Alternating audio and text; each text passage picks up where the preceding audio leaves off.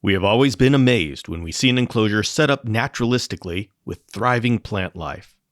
There is magic in getting lost in the details of one of these environments. It's even more powerful when the chameleon is the last thing you notice because it had so well hidden itself in plain sight, as chameleons are able to do. These systems are often set up by advanced keepers and are a source of pride.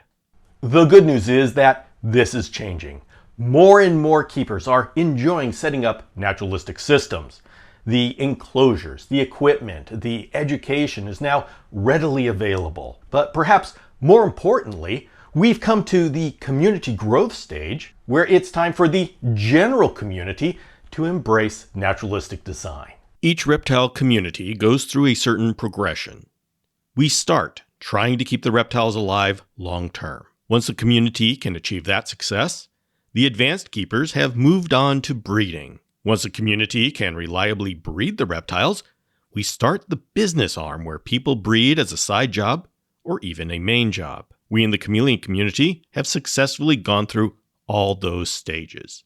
We are able to routinely keep chameleons long term and into their old age. And now, it is time for us to enter into the stage of enrichment. This is where we make naturalistic enclosures and create environments that our chameleons can thrive in physically, mentally, and emotionally. This doesn't mean that every beginner has to start out with a bioactive system. There are definitely some skills that are needed to pull that off. In fact, I'd say it's best to start off very simple. Keep live plants alive and then work your way up. But there is value in keeping your eye on what is possible down the road. I've watched the chameleon community grow over these years and I've been an active participant in helping that growth. I've worked in content creation for education, and I've also worked on creating enclosures that help our community move forward. This year, I was given the opportunity to work with Paul Barclay of Custom Reptile Habitats to develop the arboreal line of his maximum reptile enclosures. His manufacturing methods allowed me to design specifically for building enclosures which facilitated bioactive environments. I was able to incorporate features such as extra light bars placed to get light to the forest floor, a special forest floor viewing window, and deep substrates.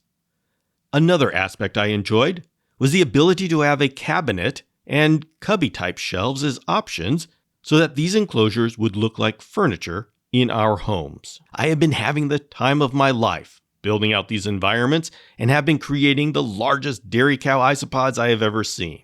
I have watched my female chameleon go to the floor of her enclosure and search for egg-laying spots. I have seen plants take over the walls. I've seen enclosures grow in beautiful ways, and then sometimes I've had to change parameters to avoid a crash. And then sometimes that crash happens no matter what I do. Now, is that a failure? Of course not. Chameleon herpetoculture is certainly about keeping our chameleons for long and healthy lives, but it's also about personal growth. The beautiful part of a bioactive enclosure is that you can observe all of these parameters, all of these things going on, and you can adjust them to serve the life in your enclosure.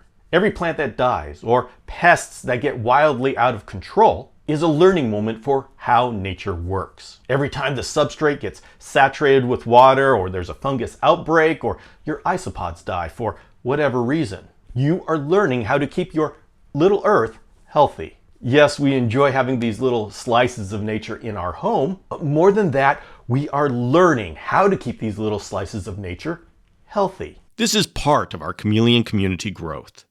I have spoken with leaders in other reptile communities, and one thing that has stood out to me is how each community develops a deep tribal knowledge of certain parameters.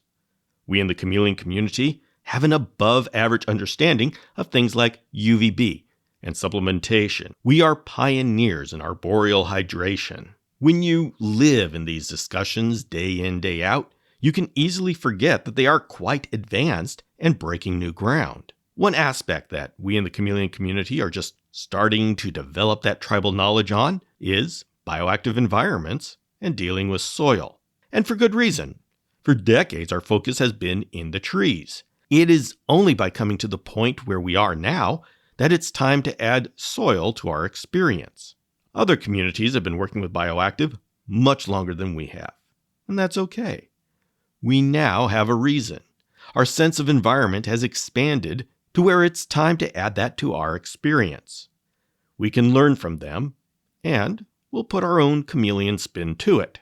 The benefits of moving our community towards creating beautiful, naturalistic designs and maintaining bioactive environments is more than just having a peaceful slice of nature in our homes. Although that in itself is enough for me. But going through this personal growth keeps us actively engaged in our chameleon keeping passion. We chameleon keepers tend not to get bored, and I am entering into the 10th season of the Chameleon Academy outreach because we keep learning and pushing to understand more about our chameleons. We are using this as a conduit to learn more about chameleons, nature, the world, and our place in it. Part of our place in this world is to be an example of our community to people outside our community. Chameleons are fascinating creatures and effective ambassadors to share the wonder of far-off lands to kids and adults who have never seen such things. It is sad to see chameleons confined in a sparse cage. It is inspiring to see a chameleon amongst beautiful plants in a dynamic environment. We represent reptiles to a society that has traditionally viewed reptiles with fear. Snakes. Why did it have to be snakes?